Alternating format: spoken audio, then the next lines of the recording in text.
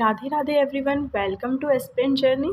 तो आज है हमारा डे 14। बट टारगेट देखने से पहले हम लोग ये देख लेते हैं कि बहुत कमेंट्स आ रहे थे उसके रिगार्डिंग की जो जीके की पीडीएफ वगैरह है वो कैसे अवेलेबल होगी, कैसे मिलेगी हमें। तो उसके रिगार्डिंग मेरा जो ये टेलीग्राम सॉरी एस्पिरेंट जर्नी नाम से टेलीग्राम चैनल है, चाहो तो आप उसे फॉलो कर सकते हो जाके।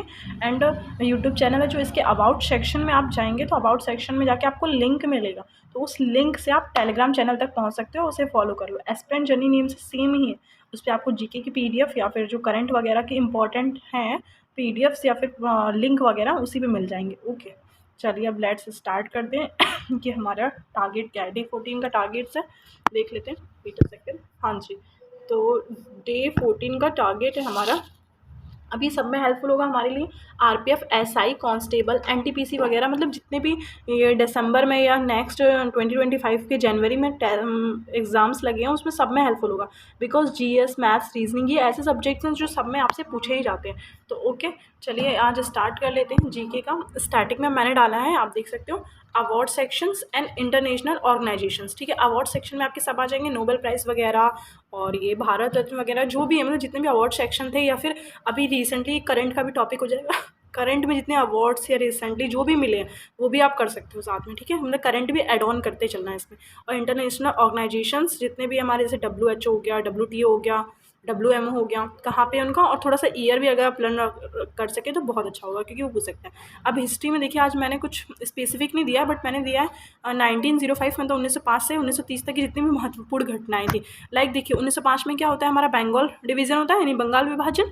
और उसके बाद 1906 में हमारा मुस्लिम लीग आता है। फिर 1907 में हमारा सूरत सेशन होता है, आई थिंक, है ना।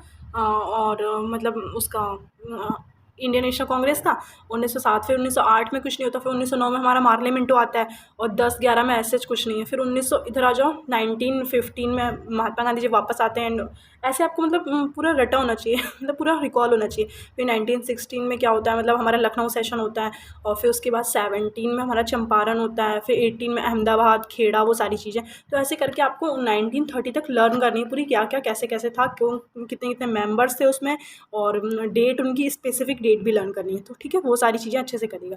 नेक्स्ट है ज्योग्राफी में। तो ज्योग्राफी में आज हम करेंगे लेक्स और वाटरफॉल और रिवर सिस्टम, जिसका कल का यस्टरडे का बच गया तो थोड़ा बहुत उसे फिनिश कर लेना, बाकी लेक और वाटरफॉल्स वगैरह। ओके, मैथ्स में हमने स्टार्ट किया टाइम एंड वर्क। तो यहाँ पे सेक्शनल टेस्ट लिख गया, बट आज थर्सडे है तो थर्सडे को हमारा फुल मॉक रहेगा। तो आप चाहेंगे अगर फुल मॉक देंगे तो आप सेक्शनल स्किप कर सकते हैं। ओके, ठीक है।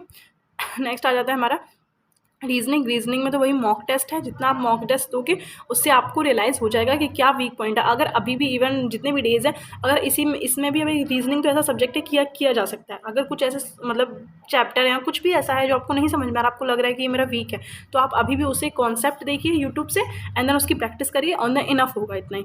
अब करंट आ जाते हैं। करंट 2024 की आप वीडियोज़ वगैरह देख सकते हैं, और यहाँ पे लिखा मंथ वाइज।